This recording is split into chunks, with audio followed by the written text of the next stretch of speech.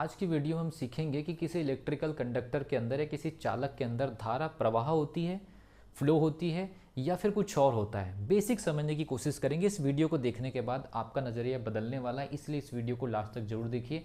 और वीडियो अगर अच्छा लगे तो चैनल को जरूर सब्सक्राइब करिए और बेल आइकन को प्रेस करके वीडियो को शेयर जरूर करिए। इलेक्ट्रॉन प्रवाह, धारा प्रवाह, हम हमेशा इलेक्ट्रिक करंट के बारे में सुनते आए हैं कि धारा प्रवाह हो रही है, इलेक्ट्रिक करंट जो है वो फ्लो हो रही है। और इस प्रकार से हम फॉर्मूले पढ़ते हैं, V is equal to I R और I is equal to Q by T. और जब इस फॉर्मूले का हम स्टडी करते हैं तो हम डेफिनेशन पढ़ते हैं कि आवेश प्रवाह की जो रेट होती है, इलेक्ट्रिक चार्ज की जो फ्लो की जो रेट होती है, हम उसको इलेक्ट्रिक करंट कहते हैं।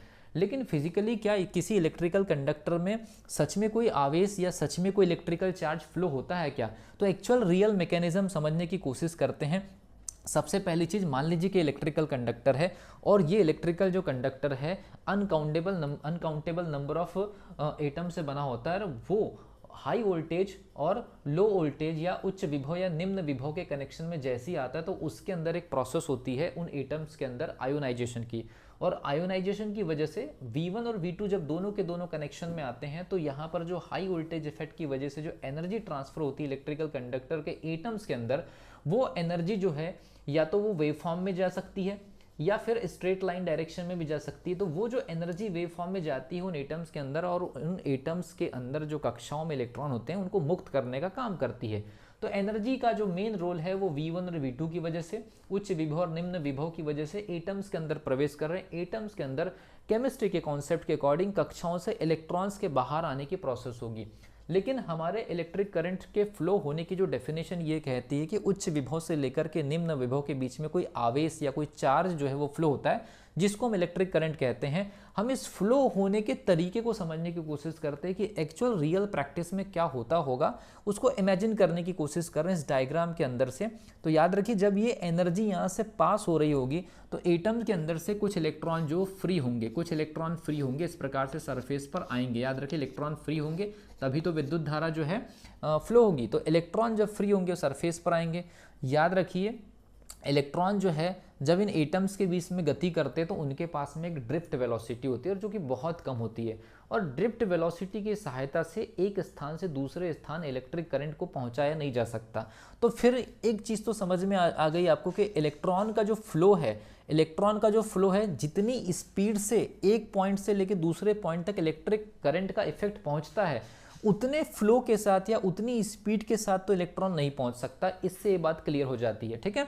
दूसरी चीज, अगर मान लीजिए हो भी गया तो क्या एटम्स के बीच में इतनी क्लियर स्पेस है या एटम के बीच में इतना क्लियर एकदम सरफेस है कि इलेक्ट्रॉन बिना किसी रुकावट के एक स्थान से दूसरे स्थान इतने जल्दी पहुंच जाए, जो कि हम पॉइंट ए से लेकर के या V1 से लेकर के V2 तक के इलेक्ट्रिक करंट के फ्लो होने की जो डेफिनेशन है उसको हम डिफाइन कर सके?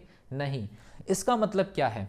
याद रखिए, हमेशा उच्च विभव से लेकर के निम्न विभव के बीच में इलेक्ट्रिक करंट का फ्लो होना माना जाता है और उसी डायरेक्शन में हम ये मान के चलते हैं कि उसी डायरेक्शन में पॉजिटिव चार्ज क्रिएट होते हैं।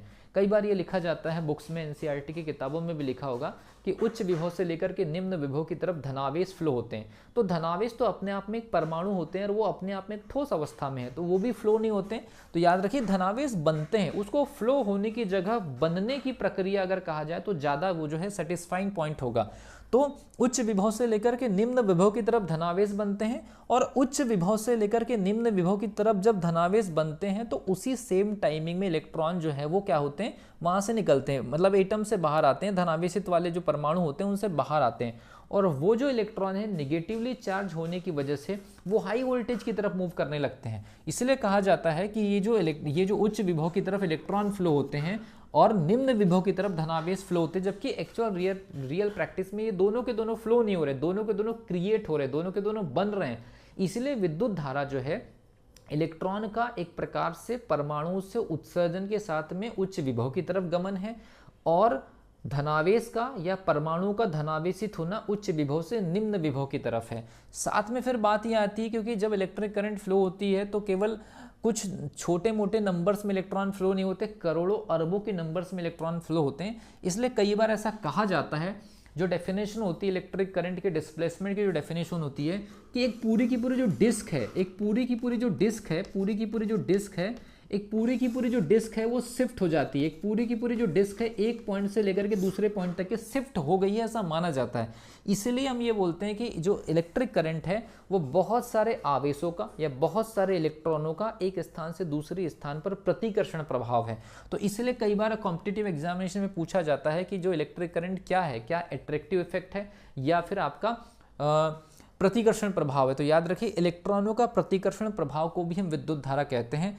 बस याद रखिए ये फ्लो नहीं है, ये एक प्रकार से धनावेशों का बनना और इलेक्ट्रॉनों का मुक्त होकर के उच्च विभव की तरफ जो है प्रतिकर्षण होना, ये पूरी जो मैकेनिज्म है ये एक्चुअल में इलेक्ट्रिक करंट है, जिसको हम डेफिनेशन में I = Q / T को एक स्थान से दूसरे स्थान आवेश का फ्लो होना मानते हैं। ये फ्लो होने वाली प्रक्रिया नहीं है, ये एक्चुअल में धनावेश का बनना और धनावेश के बनने के साथ साथ इलेक्ट्रॉनों का मुक्त होकर के उच्च विभव की तरफ ट्रेवल करने की कोशिश करना, ये विद्युत धारा है। लेकिन क्योंकि ये पूरी मैकेनिज्म इतनी फास्ट होती है कि पूरे इलेक्ट्रिकल कंडक्टर के एक सिरे से लेकर दूसरे सिरे तक बहुत कम टाइम पीरियड में ये पूरी मैकेनिज्म कंप्लीट हो जाती है, तो हम ये मान करके चलते हैं कि इतना इलेक्ट्रिकल चार्ज एक छोर से दूसरे छोर तक के पहुंच चुका है। वो पहुंचा नहीं है, वो डेवलप हो गया है, एक स्थान से दूसरे स्थान पर नहीं गया है, वो अलग अलग स्थान पर डेवलप हो गया है और हम ये मान के चल रहे हैं कि एक स्थान से दूसरे स्थान ये शिफ्ट हो चुका है। लेकिन इसको हम फ्लो के डायरेक्शन से न देखें, इसको हम क्रिएशन के हिसाब से देखें तो ज़्यादा बेहतर समझ में आता है। आई होप मैंने आपको समझाने की कोशिश किया है। इसको और अच्छे तरीके से समझने के लिए आपको इसमें और इमेजिनेशन में जाना पड़ेगा और आपको कॉन्सेप्ट क्लियर करने होंगे खाली मेरे बताने से। और ये इतना ही सच नहीं है, कुछ टॉपिक्स ऐसे होते हैं इसमें फर्दर अगर आप जितना अपना दिमाग लगाएंगे, जितना एनालिसिस करेंगे, उतना ज़्यादा आपको बेनिफिट मिलेगा। आई होप आपको थोड़ा बहुत भी समझ में अगर आया होगा तो आप कमेंट सेक्शन